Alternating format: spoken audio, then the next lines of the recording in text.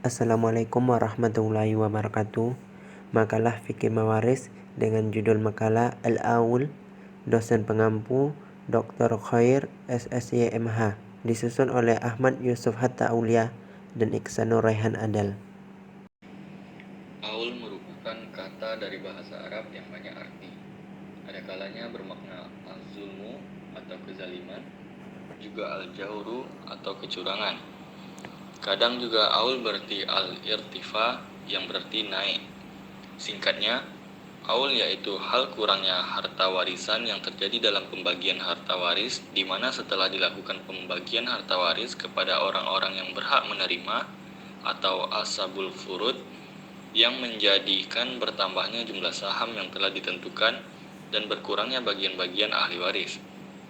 Hal ini dikarenakan furud-furud yang ada dan jumlahnya saling memenuhi, yang dapat menghabiskan seluruh harta pusaka, padahal masih ada ashabul furud yang tidak mendapatkan bagian. Dengan demikian, pengurangan akan mengena pada setiap ahli waris. Said Sabiq dalam Fikih Sunnah menjelaskan cara pembagian warisan dengan aul. Pertama, mencari pokok masalah, yakni hal yang menimbulkan masalah itu. Kemudian mencari bagian-bagian setiap ashabul furud serta mengabaikan pokoknya. Bagian-bagian mereka itu dikumpulkan dan kumpulan itu dijadikan pokok, lalu peninggalan dibagi atas dasar itu. Dengan demikian akan terjadi kekurangan bagi setiap orang sesuai dengan bagiannya. Penyelesaian pembagian warisan dengan aul menurut ahli fikih. Untuk menyelesaikan masalah aul dapat ditempuh beberapa cara. Yang pertama, setelah bagian masing-masing ahli waris diketahui, maka dicari asal masalahnya. Kemudian bagian masing-masing berdasarkan asal masalah itu dijumlahkan.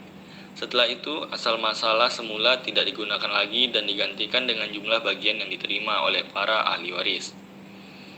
Yang kedua, jumlah sisa kekurangan dari peninggalan yang terbagi ditanggung bersama oleh para ahli waris dengan jalan mengurangi penerimaan masing-masing menurut perbandingan jumlah bagian masing-masing atau secara proporsional. Dan yang ketiga, mengadakan perbandingan antara bagian masing-masing ahli waris. Kemudian bagian-bagian mereka itu dijumlahkan. Jumlah ini dipakai untuk membagi warisan sesuai dengan bagian masing-masing. Contoh kasus aul. Kasus aul yang pertama sekali terjadi adalah di mana Khalifah Umar. Hal ini disebutkan di dalam satu riwayat bahwa seorang perempuan meninggal dunia, meninggalkan suami, 2 orang saudara perempuan sekandung. Suami mendapatkan bagian 1/2, sedangkan 2 orang saudara perempuan sekandung mendapatkan bagian 2/3. Yang ternyata bagian lebih banyak dari harta pusaka yang tersisa, maka datanglah mereka kepada Khalifah Umar radhiyallahu anhu dengan meminta bagian mereka masing-masing penuh sesuai apa yang telah ditetapkan di dalam Al-Quran. Umar radhiyallahu anhu menyatakan kepada mereka, "Saya tidak tahu yang mana di antara kalian yang didahulukan dan yang diakhirkan. Apabila engkau memberikan bagian suami terdahulu, yakni 1/2, maka akan berkuranglah bagian 2 orang saudara sekandung. Dan andai kata bagian saudara perempuan sekandung didahulukan, yakni 2/3, Khalifah Umar menunda masalah keputusan tersebut. Beliau mengadakan musyawarah dengan para sahabatnya. Maka Zaid bin Sabit mengusulkan aul. Umar pun berkata, marilah kita mengawalkan Farid.